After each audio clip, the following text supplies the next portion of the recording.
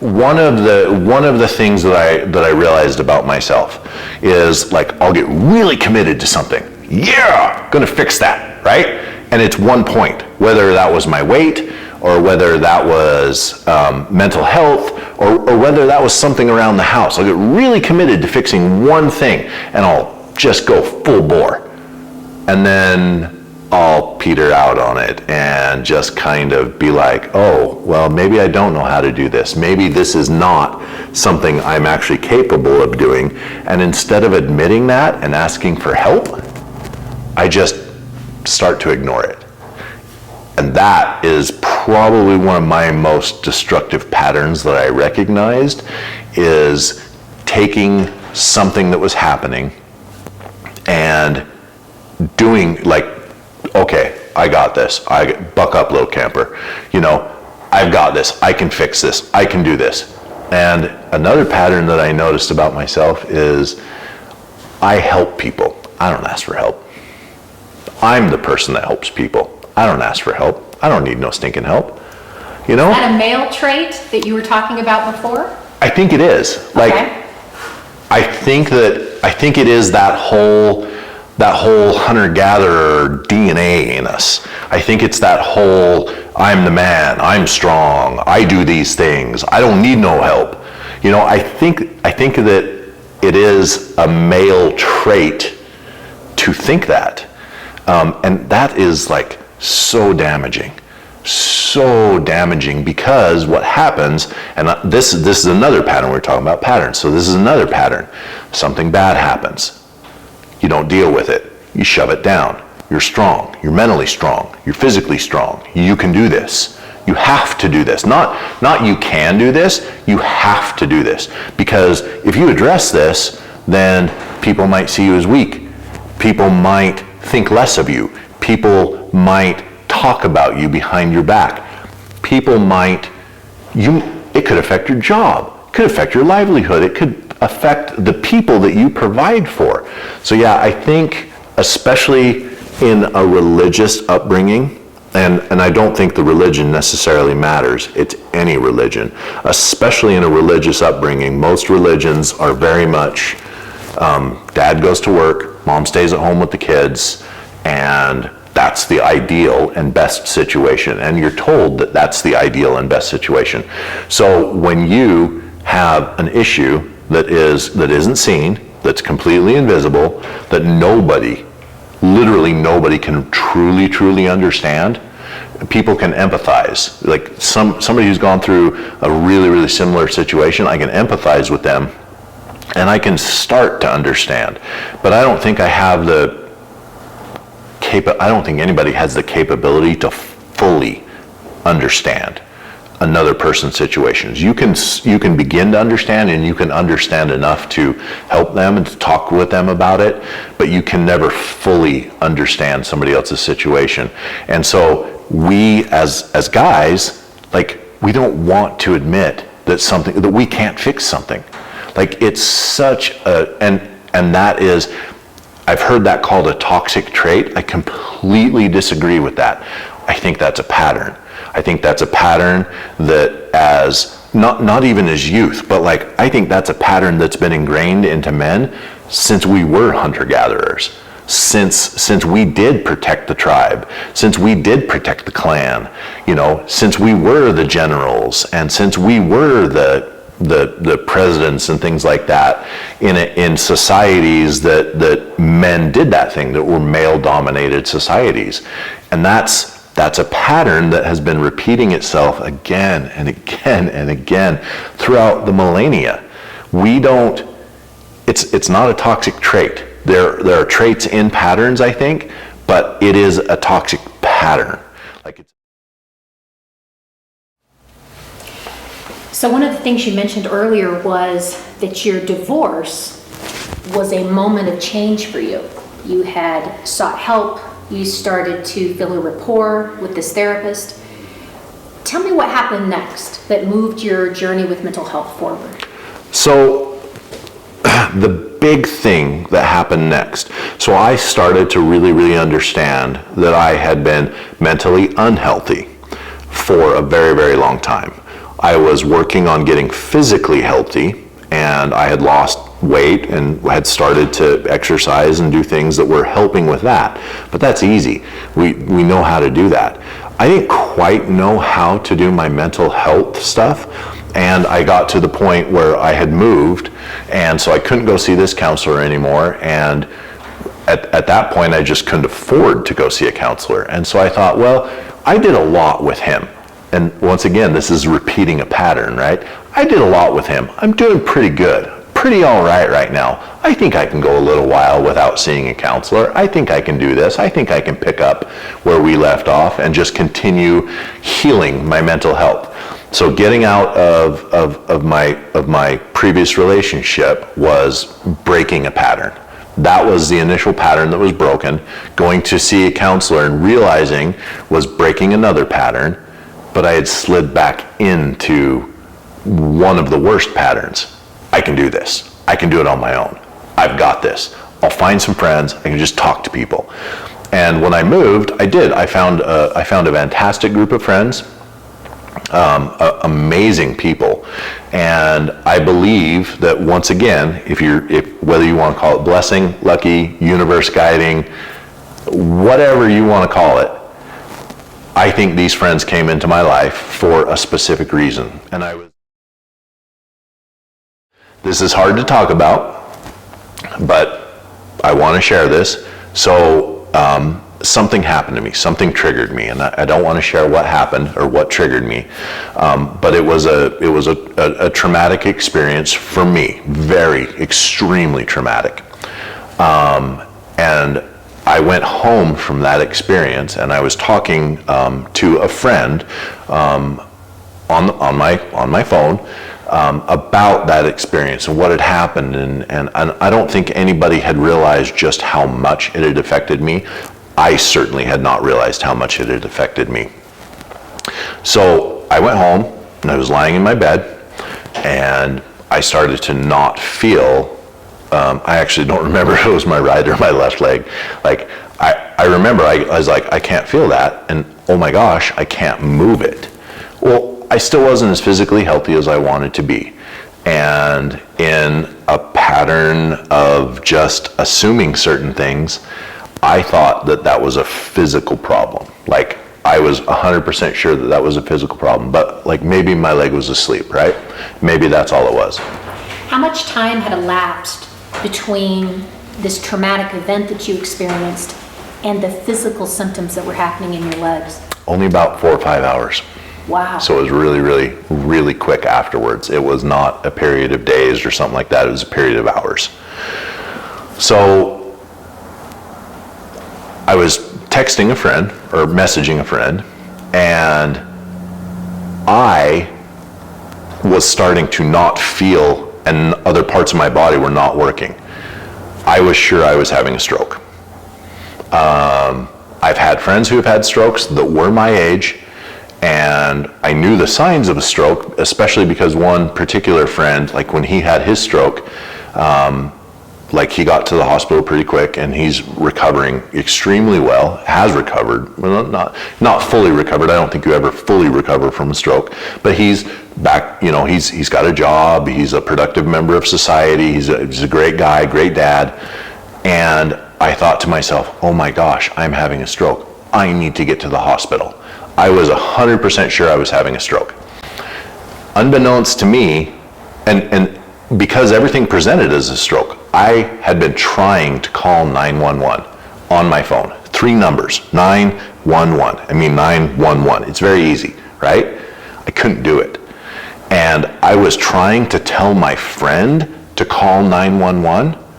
I went back and I looked at the message, and it was just gibberish. He wasn't sure what was going on, and I don't remember the amount of time that elapsed when my text went to gibberish from when he actually called the ambulance, but he actually called the ambulance, and they got me, and the EMTs, I remember this. Oh, this was awful. So I was there mentally, inside my head. Externally, I couldn't talk, I couldn't move. I could move my right or left, I don't remember which arm it was. I could move one of my arms, but I couldn't move my legs at all. Like they would not respond. And so I presented as a stroke victim. And so they took me to a hospital that was about half an hour away from where I lived because they had a stroke unit. And I was in the hospital, and they treated me for the first 2 or 3 days as a stroke victim. So going back after experiencing this and after understanding this, they did not even question, did not even ask about my mental state. And I think it took them a couple of days to realize that I was not having a stroke, that there was no signs, there were no physical symptoms other than couldn't move and things like that, but there were no internal symptoms of a stroke. They did tests and this, that, and the other thing on me. And so they essentially didn't know what was going on. But even at that point, they had not sent a counselor or a psychiatrist or a psychologist in to see me. Looking back, does that seem odd to you? Yeah, looking back, it seems really, really odd, because if you have physical symptoms of something, but you don't have, if there is, if you're like me, presenting as a stroke victim, I couldn't talk, I couldn't move my legs, I couldn't move my right arm, I could move my left arm a little bit, so that is like a stroke victim. But everything inside of me, when they did scans and when they did tests like that, all of that came back negative. Like, to me, knowing myself a little bit and things like that, well, that should be an indication that there's possibly something else wrong.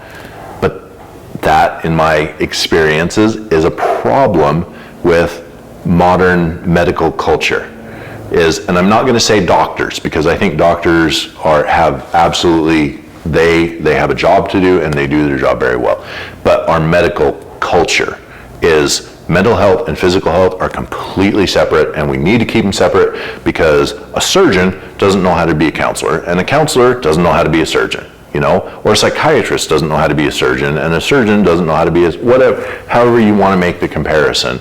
Like, they're two completely separate things, and I think we've separated them way more than we should. We have ignored the fact that our physical health is highly dependent upon our mental health, and vice versa. Our mental health is heavily dependent on our physical health, and they are symbiotic. They're not two warring factions. They are symbiotic, and they have to be symbiotic. So the first couple of days, it was just, they were treating me like as a stroke. And they moved me from, I think it was like a trauma wing of the hospital, where they were initially treating people after like car accident or something like that, or after a surgery, a major surgery or anything like that. They moved me up to the recovery floor because they realized it wasn't a stroke. And it was that time that there was a doctor who was doing his, I don't remember what you call it, internship or what have you, a younger doctor, right? And he was the one who presented me with the idea, and at this time I still couldn't communicate very well. He was the one who presented the idea that this was a mental problem, that this was an actual mental health problem, and that it needed to be understood that there were physical symptoms that could have possibly been caused by a mental health issue. How did you feel about his suggestion that this could have come from a mental health problem? In my own mind, I was overjoyed, because in my mind, I knew that it had come from this trauma that I had gone through. I knew that, like, my physical symptoms were not, especially after they did all these tests and things like me, because my mind was still sharp. I was still able to be cognitive and think about things and understand things. I could understand everything that was going on around me. I just couldn't communicate to anybody about what was going on in my own head. And so, and like an aside, like, I really, really, truly think that people who are very, very mentally ill, I think oftentimes they just scream in their heads. If you could just hear what was going on inside my head, you wouldn't say that to me, or you wouldn't do that to me, or you'd help me out, or you'd do something, or you'd just smile at me or something like that, or give me a hug or whatever. I think that's a common thing that happens. You're screaming in your brain, no, do this. And in my case, nobody was listening because I couldn't communicate it. But in the other cases, somebody's listening because you don't have the ability yet to communicate that to somebody. And so I think that's anybody who's struggled with mental health has experienced that. But when he presented that, I was like, sounds about right to me. You know, I couldn't say that yet, but I was able to write certain things and stuff like that. So I was able to do certain things to communicate. So he called it conversion disorder. So that basically is when a mental health issue, and I'm not a mental health professional. You probably know what conversion disorder is, right, Shelley? I do know what conversion disorder is. Tell us the definition of conversion disorder. Well, conversion disorder is generally happens when a traumatic event occurs, and the body's way of processing that traumatic event, the emotional pain, the mental pain, is transferred into physical symptoms. Yeah. That cannot be explained otherwise. Yep. And that's almost exactly how he explained it to me too. But the really, really interesting thing about him explaining that to me is he understood, as a younger doctor, I think, he understood that mental health is not being addressed as much as it needs to be being addressed when somebody has a physical problem. So he actually told me, he said, just because we don't have a true diagnosis for what's going on with you doesn't mean there's something not going on with you. He said 100 years ago, we didn't have a diagnosis for, I don't remember what disease he used, but some disease that we didn't have a diagnosis for 100 years ago, but it was still happening. And he said 50 years ago, we didn't have a diagnosis for X disease. Now we do have a diagnosis. Doesn't mean that those people 50 years ago did not actually have that disease. We just couldn't diagnose it yet. And so he said conversion disorder is the thing that comes closest, and he said it's such a general, broad definition that he said he believed that, I don't remember if he said he believed or if this was my own thought. But anyway, we had several discussions about this, and like it just needs to be more tuned. You know, the conjunction between mental health and physical health needs to be understood more and studied more and become more important. Now, the interesting thing about this was I had still not seen a counselor. So they had come to me and said, you probably have conversion disorder. And I had told them about the trauma that had happened. And so that's when this doctor was like, yeah, it's probably conversion disorder. Still didn't see a counselor, still didn't see a psychiatrist, psychologist, still was just seeing a medical doctor. So the reasoning was that I was admitted to the hospital as a stroke victim. And a stroke victim doesn't need to see a counselor, which I personally think is silly because a stroke is traumatic. Like, it's massively traumatic. Your life is changed completely. The one doctor, he told me, he's like, well, the hospital really only has 3 or 4 counselors that are even equipped to do any of this stuff for you. So, was he saying that they just didn't have the staff? Pretty much. That's the way I understood it.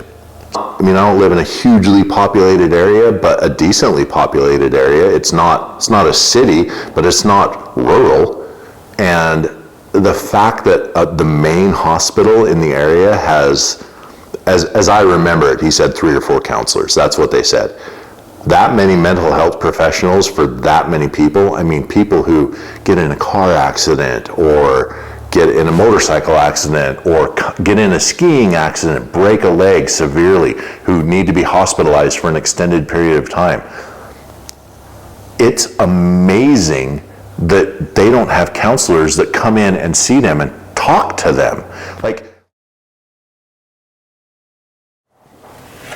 Eric, what role did your friends play in supporting your mental health while you were in the hospital? so that takes a little bit of an explanation. One, because like I had realized some things, and Well, mostly because I had realized some things. One thing that I had realized, and this brought this realization to the forefront, is we all, generally speaking, know that we are our own worst critics. We are, when we do something, we're like, oh, that sucked. And everybody else is like, dude, that's so awesome. You know, it doesn't matter what we do. It doesn't matter if we're a news person. It doesn't matter if we work on a factory floor. It doesn't matter if we're a plumber. It doesn't matter if we're a CEO. We are our own worst enemies. And I was feeling not particularly awesome about myself, generally speaking, because in my mind, I was saying, you did not have the fortitude of, the strength of mind, the strength of presence to prevent this from happening. So at this point, your conversion disorder affected your body in a way so it presented itself as a stroke. Yeah. And yes. You were still thinking, I could have prevented this. I Yep. could have mentally willed myself out of this situation. Yep. Repeating patterns. Tell me about that. So it's just repeating patterns. So that realization, so you have to talk about my friends and things like that. So when my friends came to see me, they talked to me, just find out how I'm doing. And I was not 100% willing to share the diagnosis necessarily. Mind you, I was in the hospital for 11 days, okay? We're talking like third and fourth day here. So I had just barely been moved up to the recovery wing, where I could see people. I was starting to go see physical therapists, speech pathologists, a couple of other like therapists. Still no mental health professionals. But my friends coming in and seeing me, like, I was realizing what had happened to me. I was still processing what had happened to me. And the first couple of friends that came to see me, I was just kind of, they don't really know. And my one friend that was helping me substantially, she communicated with them a little bit about, and probably a little bit more than I was willing to communicate about what was going on with me. I'm going to say I no longer had a choice but to understand, process, and try to move forward. Like, I didn't want to be like this. I didn't want to be in and out of the hospital. I want to be a productive person. I want to be a good friend. I want to be a happy person. Like I could say I want finally. And so this whole process of going through all of this and understanding all of this, like it took place really, really quickly.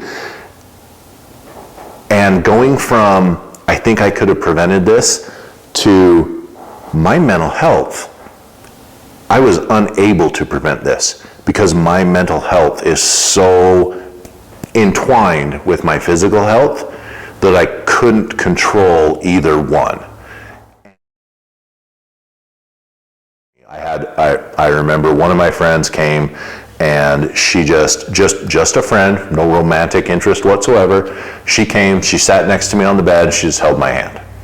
And that was like amazing. I was like, she doesn't have to do this, but she's doing this for me.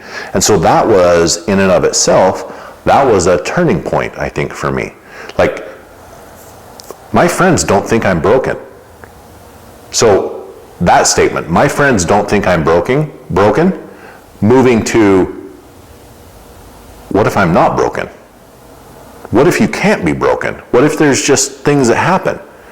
To, oh my gosh, not only am I not broken, but I can improve myself. And going through that in a truncated timetable like I did was kind of insane. And it took, I remember nurses coming in and I'd be bawling my eyes out. And they'd be like, are you okay? And I'd be like, yes, I'm fine. And some of the nurses talked to me, some of them didn't talk to me. My therapists that were there were fantastic. They had been told that it wasn't a stroke, that it was conversion disorder, but because of stroke protocols, I had to go through these certain things. I had to pass these certain physical tests. Now, after 2 or 3 days, I could move my arm again, and then I could move my other arm, and I could type, and I could communicate. That's when my friend helped me do the text to voice. And like, I told the doctors what I thought had happened, and I told the doctors about the experience. And I had discussions with this one doctor about conversion disorder and about how mental health and physical health are truly inextricably linked. What was the response of the doctor when you shared with him your feelings about it? He was very understanding, very, very encouraging. He was a person that basically said, hey, just because we can't tell you what's wrong with you doesn't mean that something isn't wrong with you, and doesn't mean that you actually didn't experience this. You experienced this, it's your experience, and you need to get better. So he validated you. Absolutely validated me. That's wonderful to hear. To a degree where I was like, holy cow, okay, this is something I can heal from. This is something that I can conquer. Yes, I need help. Like, I understood that I needed help, and like having my experience with my friend just sitting on the side of my bed holding my hand, that in and of itself. My other friends coming in, talking to me. My one friend that brought me art supplies. She, like, that whole thing, everything was just like, holy cow, like, I have amazing people around me